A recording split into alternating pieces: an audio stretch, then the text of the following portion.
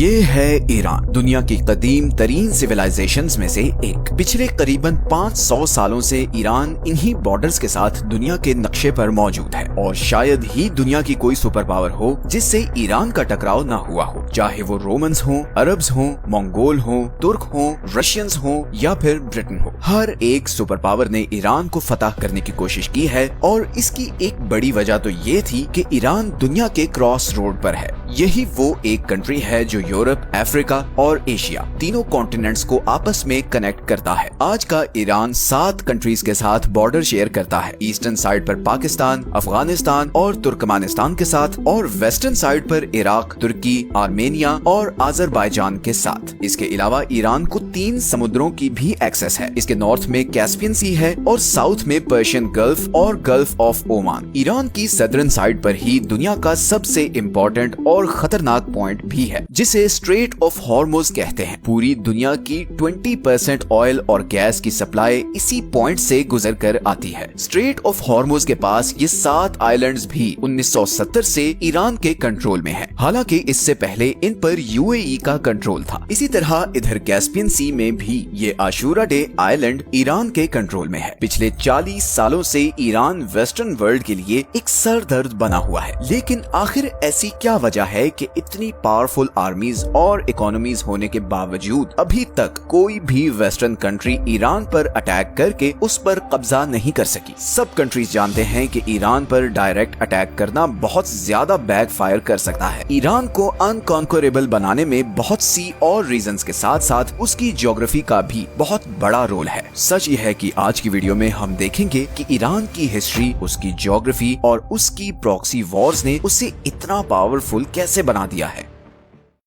सबसे पहले हम ईरान की ज्योग्राफी को समझते हैं। ईरान की सदर्न और वेस्टर्न साइड पर ज़ैग्रोस माउंटेन रेंज है। ईरान की कोस्ट लाइन से लेकर इराक और ऊपर तुर्की तक फैली हुई ये माउंटेन रेंज ईरान को एक जबरदस्त नेचुरल प्रोटेक्शन देती है। ये सारा एरिया बहुत ही पथरीला है और इसे क्रॉस करना बहुत ज्यादा मुश्किल है। इन पहाड़ों का ईरान को इतना फायदा है कि 1980 में जब इराक ने ईरान पर अटैक किया तो उसका प्लान ये था कि एक तो वो यहाँ खुजिस्तान के ऑयल रिच सूबे पर कब्जा कर ले और फिर यहाँ से आगे ईरान के बाकी शहरों पर भी कब्जा करके ईरानियन रेवोल्यूशन को कुचल दे, क्योंकि सब अरब कंट्रीज डरे हुए थे कि ईरानियन रेवोल्यूशन के असरात बाकी अरब तक ना फैल जाएं। मगर इराकी आर्मीज 2 सालों में सिर्फ इधर खुजिस्तान तक ही पहुंच सकी। उन्होंने बहुत कोशिश की कि वो ज़ैग्रोस के पहाड़ों को क्रॉस करके ईरान पर कब्जा कर सके, मगर उन्हें कामयाबी नहीं मिली और फिर इवेंचुअली ईरान इराकी फोर्सेस को पीछे धकेलता हुआ इराक के अंदर तक घुस गया। मगर यहाँ पर ईरान को भी ये मसला आया कि जहाँ इराकी आर्मी को आसानी से उसके शहरों से सप्लाई मिल रही थी, वहीं ईरानी आर्मी को सप्लाई पहुँचाना बहुत मुश्किल हो गया, क्योंकि ईरान के सारे बड़े डिपो और शहर ज़ैग्रोस माउंटेन रेंज के दूसरी तरफ थे। यही वजह है कि 8 साल बाद ये वॉर बगैर किसी नतीजे के खत्म हो गई और दोनों कंट्रीज के बॉर्डर में 1 इंच भी चेंज नहीं आया। इसी तरह ईरान के नॉर्दर्न साइड पर कैस्पियन सी के साथ अल्बोर्ज माउंटेन रेंज है जो इसे नॉर्दर्न साइड से प्रोटेक्शन देती है और ये पहाड़ सिर्फ ईरान को नेचुरल प्रोटेक्शन ही नहीं बल्कि बहुत से रिसोर्सेज भी देते हैं। ये दोनों mountain ranges uranium, silver, gold और जिंक से माला माल है। ईरान के पास दुनिया के सबसे बड़े जिंक के रिजर्व्स हैं। इसी तरह 20th सेंचुरी ने ईरान की इस ज्योग्राफी को 4 चांद लगाए जब यहाँ पर्शियन गल्फ के पास ऑयल और गैस के बहुत बड़े रिजर्व्स डिस्कवर हुए। आज की डेट में पूरी दुनिया के 10% ऑयल और 15% नेचुरल गैस के रिजर्व्स ईरान के पास हैं। ईरान को एक और चीज जो प्रोटेक्शन देती है वो 2500 किलोमीटर लंबी ये कोस्ट लाइन है जो 2 समुद्रों के बीच डिवाइडेड है। बंदर अब्बास ईरान का सबसे बड़ा सी पोर्ट दुनिया के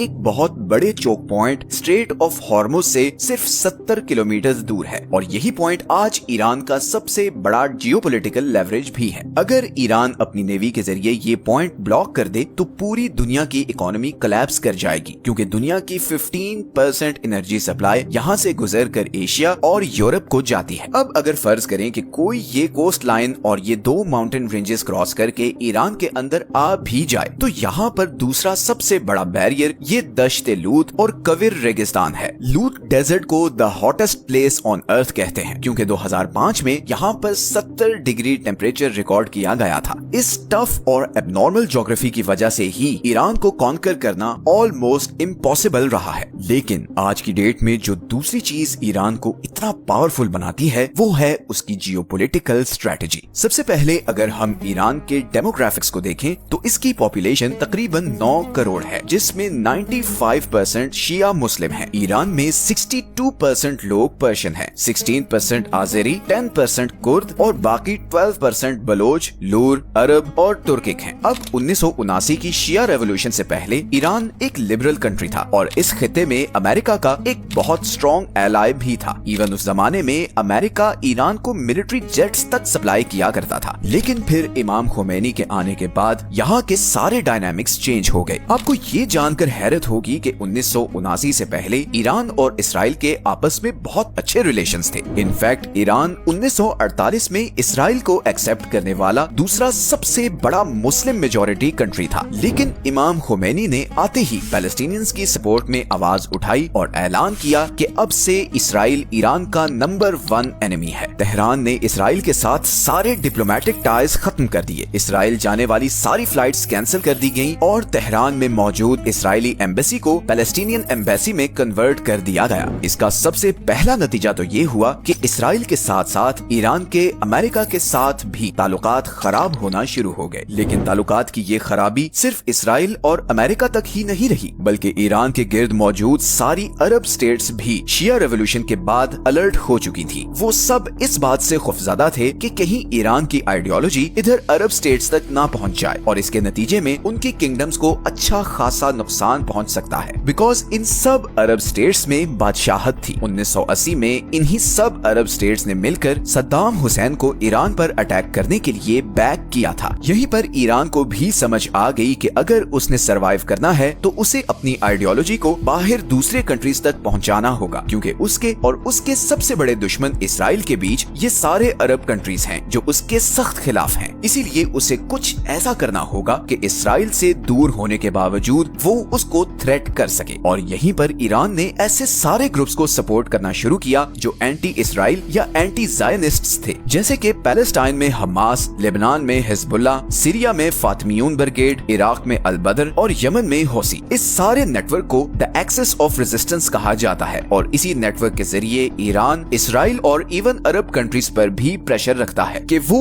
ईरान के खिलाफ कोई भी कदम उठाने से पहले 1000 बार सोचें। इसीलिए जब इसराइल ने गजा पर बम्बार्डमेंट शुरू की तो इधर लेबनान से हिजबुल्लाह ने इसराइल पर मिसाइल फायर किए और यहाँ यमनी हौसियों ने रेड सी से गुजरने वाले इसराइली और अमेरिकन शिप्स को ड्रोन से टारगेट करना शुरू कर दिया। ईरान की इसी प्रॉक्सी वॉरफेयर स्ट्रेटजी ने उसे काफी डेंजरस बना दिया है। अब वॉरफेयर स्ट्रेटजी की बात हो ही रही है तो ईरान की ड्रोन टेक्नोलॉजी का जिक्र करना बहुत जरूरी है। जनवरी 2024 में जब हौसियों की तरफ से यहाँ से गुजरने वाले कंटेनर्स पर लगातार ड्रोन अटैक्स किए जा रहे थे, तब फ्रांस ने यमन के शाहिद ड्रोन को गिराने के लिए $1 मिलियन वाला Aster 15 surface to air missile use किया, जबकि यमनी ड्रोन की कॉस्ट सिर्फ $20,000 थी। यमनी हौसियों को ये सारे ड्रोन्स ईरान सप्लाई कर रहा है और इन ड्रोन्स की इतनी धूम मची है कि रशिया यूक्रेन के खिलाफ भी इन्हीं ईरानी ड्रोन्स को इस्तेमाल कर रहा है। अमेरिकन सेंट्रल कमांड की 2022 की रिपोर्ट के मुताबिक ईरान के पास पूरे मिडिल ईस्ट में सबसे ज्यादा